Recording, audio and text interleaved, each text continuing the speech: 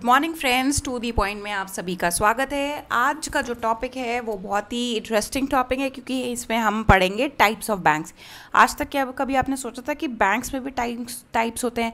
आपको बस ये पता था कि हाँ HDFC होता है, ICI होता है, पंजाब नेशनल बैंक होता है, लेकिन टाइप्स भी होते हैं। ये तो नाम हो गए, ये ब्रांड्स हो गए बैंक्स के, लेकिन जो मेजर क्लासिफिकेशन होता है बैंक्स का वो तो आई थिंक आपने कभी गौर ही नहीं फरमाया होगा कि अच्छा ये बैंक्स भी हो सकते हैं। तो कोई बात नहीं, आज पढ़ लेंगे अगर आपने गौर नहीं फरमाया है तो फ्रेंड्स बैंक सबसे पहले होते क्या है अगर हम स्टार्ट करें अपना वीडियो तो फ्रेंड्स बैंक्स जो होते हैं फाइनेंशियल इंटरमीडियरीज होते हैं। और फाइनेंशियल इंटरमीडियरीज का काम क्या होता है कि डिपॉजिट्स को चैनलाइज करके उससे क्रेडिट क्रिएट करना मार्केट में। और डिपॉजिट कौन करता है वहाँ पे? आप जैसे और मुझ जैसे लोग अपने जाके पैसे वहाँ पे खाते खुलवाते हैं और डिपॉजिट करते हैं। बैंक्स उसी पैसे को यूटिलाइज़ करता है लोन देने के।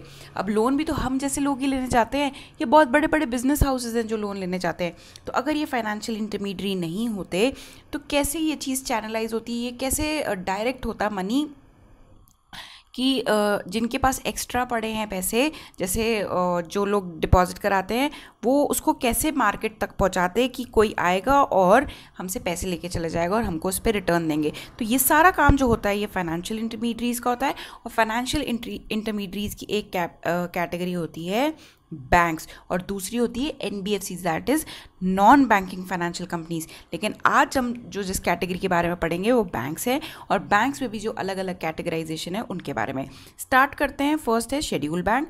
और अभी शेड्यूल बैंक क्या होता है? Schedule banks are the banks that are included in the second schedule of the RBI act 1934। भाई RBI एक्ट है, ठीक है, हाँ है। अब इसी एक्ट के अंतर्गत हमारा सेंट्रल बैंक बना जो कि RBI है।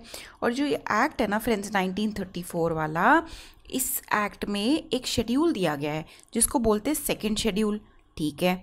अब जो बैंक्स इस सेकंड शेड्यूल की लिस्ट में यहाँ पे मेंशन है ABC जो भी, वो बैंक्स को बोला जाता है शेड्यूल बैंक्स। अब इस शेड्यूल में आने के लिए कुछ कंडीशन सेटिस्फाई करनी होती है, और वो क्या कंडीशंस होती हैं? वो ये होती हैं कि जो बैंक है उसकी जो पेड अप कैपिटल है वो एटलीस्ट ₹5 लाख होनी चाहिए, और कुछ सर्टेन टर्म्स एंड कंडीशंस हैं जो बैंक्स को फुलफिल करने होते हैं, तभी उनको सेकंड शेड्यूल के अंडर डाला जाता है। और सेकंड शेड्यूल के अंडर आने से बैंक्स को बहुत सारे फ़ायदे होते हैं, और वो क्या होते हैं कि वो जो बैंक की लिक्विडिटी एडजस्टमेंट फैसिलिटी होती है उसमें पार्टिसिपेट कर सकते हैं। और लिक्विडिटी एडजस्टमेंट फैसिलिटी में क्या होता है? वो लो रेट ऑफ इंटरेस्ट पे लोन्स लेने के एलिजिबल होते हैं, प्लस अगर बैंक के पास सरप्लस है तो वो अपने फंड्स को पार्क कर सकता है RBI के पास। और ये फैसिलिटी किसके पास अवेलेबल होती है? ओनली शेड्यूल बैंक्स के पास जो RBI एक्ट 1934 के अंडर है। अब ये LAF क्या होता है ये आपको ग्रेटर डिटेल में वीडियो देखना पड़ेगा, क्योंकि अगर मैं यहाँ पे डालूंगी या समझाऊंगी तो वीडियो बहुत लंबा हो जाएगा। इसलिए LAF क्या होता है इसके लिए एक सेपरेट वीडियो है, आप उसको रेफर कर सकते हैं। सो यहाँ पे मैंने बता दिया है schedule banks are liable for low interest rates from RBI and membership in clearing house. Clearing house मतलब जो एक क्लियरिंग हाउसेस बने हुए हैं इंडिया में, वो चेक क्लियरेंसेस का काम करते हैं, तो वो उसकी मेंबरशिप के लिए भी वो एलिजिबल होते हैं। तो ये तो हो गए शेड्यूल बैंक्स। अब नॉन शेड्यूल बैंक्स। अब शेड्यूल बैंक्स कौन से हैं? जो शेड्यूल के अंडर आते हैं। नॉन शेड्यूल बैंक्स क्या होते हैं? जो शेड्यूल के अंदर नहीं आते हैं। सिंपल सी बात, non schedule banks by definition are those which are not listed in the second schedule of the RBI। Banks with a reserve capital of less than 5 lakh rupees qualify as non-scheduled banks. Unlike scheduled banks, they are not entitled to borrow by LAF वाली facility इनके लिए नहीं है। In emergency or abnormal circumstances, non-scheduled banks come with the sweep of the Banking Regulations Act 1949. In banks को कौन regulate करता है? Banking regulation act 1949 regulate करता है, and therefore obliged to follow Reserve Bank's guideline and provision of the act. These banks have to comply with cash reserve requirements, condition of the RBI. अब RBI की जो cash reserve requirement कौन सी होती है? CRR, SLR। ऐसा नहीं है इनको नहीं फॉलो करनी होती, इनको भी फॉलो करनी होती है, बट जो ये LAF की फैसिलिटी है वो इनको नहीं अवेलेबल होती है, जो कि शेड्यूल बैंक्स को अवेलेबल होती है। चलते हैं हमारी कैटेगरी पे, पब्लिक सेक्टर बैंक। भाई पब्लिक सेक्टर बैंक, अब पब्लिक सेक्टर कंपनी तो सुना था, पब्लिक सेक्टर बैंक क्या होता है? जैसे पब्लिक सेक्टर कंपनी होती है वैसे ही पब्लिक सेक्टर बैंक होता है। Public sector bank is the one in which majority stake is owned by the government और central bank of the country. कोई अगर ऐसा बैंक है जिसमें मेजॉरिटी स्टेक गवर्नमेंट का है या आरबीआई, मेजॉरिटी स्टेक कब होता है 51% या उससे ज़्यादा, तो वो हो जाता है public sector bank. In this more than 50% stake is with the central government and it regulates the financial guidelines with respect to banks.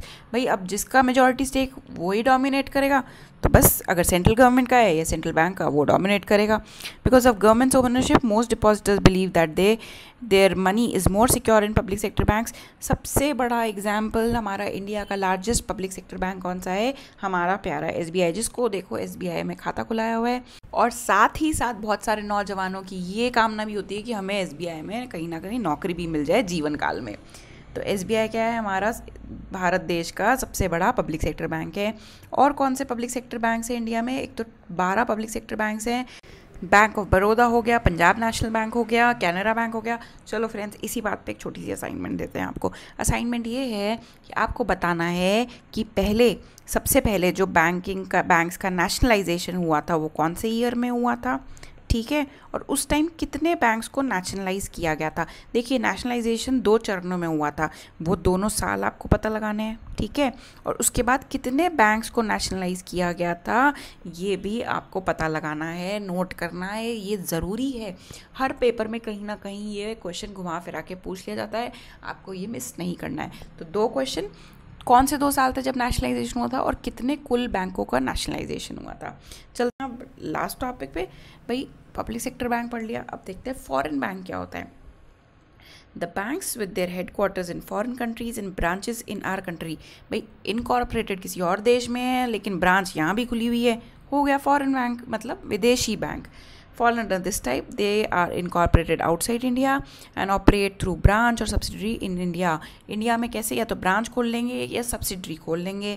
In order to operate in India bank को लाइसेंस लेना होता है और permission कौन देता है? हमारा प्यारा आरबीआई।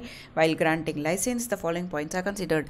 कुछ क्राइटेरिया थोड़ी होगा, ऐसे थोड़ी होता है कि कोई भी बैंक आएगा आरबीआई को अप्रोच करेगा, लाइसेंस एप्लीकेशन लिखी, ख़त्म। नहीं, कुछ क्राइटेरियाज जो है फॉरेन बैंक को वो फुलफ़िल करने होते हैं। और वो क्या है? Financial soundness of the bank, international and home country rating. भाई ईरान है या फिर नॉर्थ कोरिया है, जिन कंट्रीज़ के पहले ही मतलब इज्जत का ही लेना देना बना हुआ है, तो उनको थोड़ी फर्स्ट एक तो फ्रेंडली रिलेशंस होने चाहिए और उस जो कंट्री है उसकी खुद की क्रेडिट रेटिंग भी अच्छी होनी चाहिए। और last point, economic and political relation. क्या पाकिस्तान का बैंक यहाँ खुल सकता है? नहीं, क्योंकि पता है किसी भी दिन आए दिन तो हम वॉर की स्थिति में होते हैं, किसी दिन भी लड़ाई हो गई तो बस बंद हो गया, बैंक के बाहर पहुँच जाएंगे दूसरे लोग जो यहाँ के हैं, आग लगा देंगे या पत्थरबाजी करना चाहे। ऐसे सिचुएशन ना आए, हम उन्हीं कंट्रीज़ के बैंक्स को अलाउ करते हैं जिससे हमारे इकोनॉमिक एंड पॉलिटिकल रिलेशंस अच्छे मेंटेन हुए हैं। और उनमें से कुछ एग्जांपल्स हैं HSBC, बहुत ही कॉमन है, आपने जगह जगह देखा होगा। वूरी बैंक, स्टैनसी जिसको स्टैंडर्ड चार्टर्ड बैंक भी बोलते हैं, ANZ that is bank of, this is New Zealand का कुछ है, इसका फुल फॉर्म मुझे याद नहीं आ रहा, but NZ is for New Zealand. So ये कुछ हमारे फॉरेन बैंक्स हैं जो इंडिया में ऑपरेट कर रहे हैं। तो फ्रेंड्स, आई होप आपको क्लियर हो गया होगा कि टाइप्स ऑफ बैंक क्या होते हैं। फर्स्ट शेड्यूल बैंक, उसको कौन सा एक्ट रेगुलेट करता है, और जो नॉन शेड्यूल बैंक्स हैं जो कि उनको कौन सा act, that is banking regulation act 1949, confuse नहीं होना है। और पब्लिक सेक्टर बैंक कौन से हैं उसमें असाइनमेंट करना है आपको। और लास्ट था हमारा फॉरेन बैंक्स। सो फ्रेंड्स, आज के वीडियो के लिए इतना ही। Thank you much for your patience listening.